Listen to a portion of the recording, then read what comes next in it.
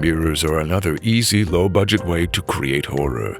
From tools for scrying to otherworldly pathways, fears and superstitions about mirrors are age-old. So too are they often deployed as symbols of identity, especially when it's in question, when it's distorted, etc.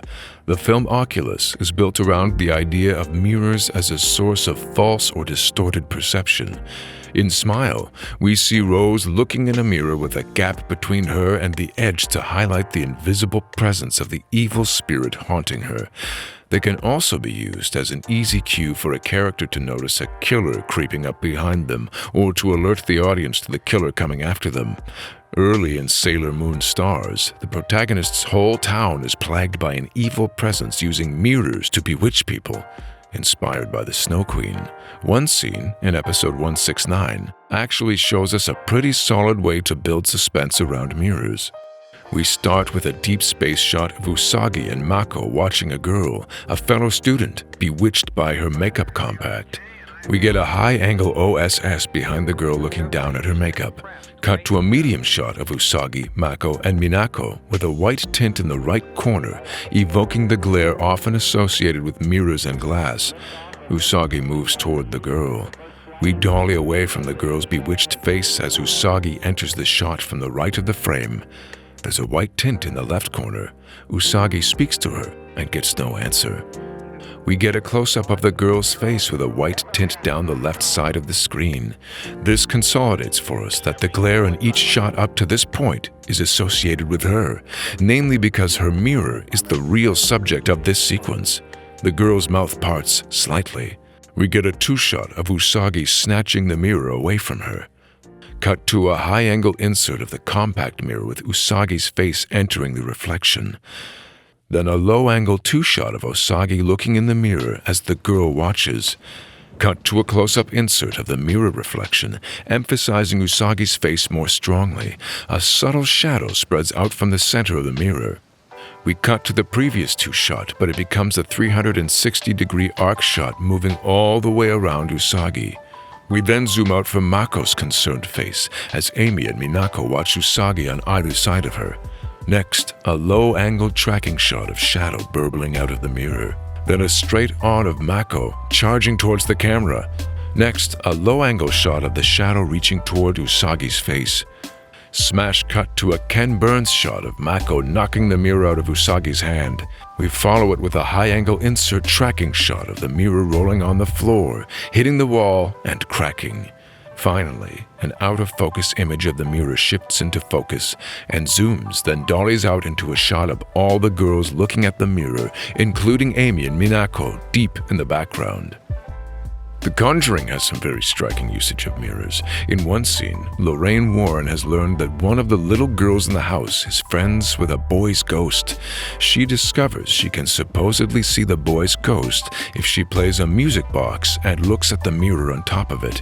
So we see an OSS behind the little girl, out of focus, of Lorraine cranking the music box. Cut to an OSS behind Lorraine, the little girl still out of focus, as she watches the music box mirror swirl, with a clown head moving up and down as music plays.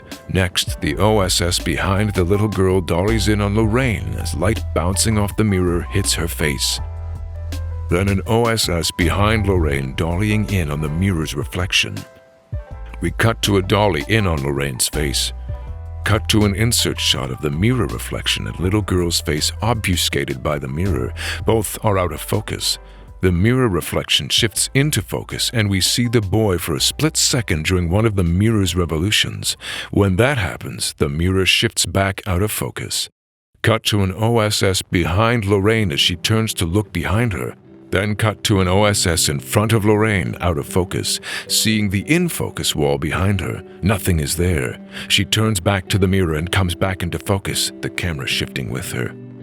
We get a similar scene earlier in the film with the girl's mother, but no glimpse of the boy. Later, we get a scene that continues this thread when Lorraine's in the basement, but this time we get a shot of a ghostly mother behind her. When Lorraine turns to look, there's no one there. But when she turns back to the mirror, the ghostly mother is in front of her. The film even ends with a shot of the mirrors swirling. It cuts right before the music stops, suggesting there might be ghosts with us as we watch. Possibly the most common horror associated with mirrors is Bloody Mary, and the trailer for Paranormal Activity 3 actually gives us a striking low-budget example of how Bloody Mary's myth and game might be appropriated for horror. We're shown Katie and Christy, the two little girls at the center of the haunting in the film, entering the bathroom and shutting out the lights. They play the Bloody Mary game, but before they can actually see the result, one teases the other, and they run out of the bathroom, completely missing a woman's dark silhouette in the mirror. Such a setup is extremely easy to do if the director simply cuts to black and ADRs the girl's voices in. Then, when you cut to actual footage again, you'll presumably have snuck the actress playing the ghost in between takes.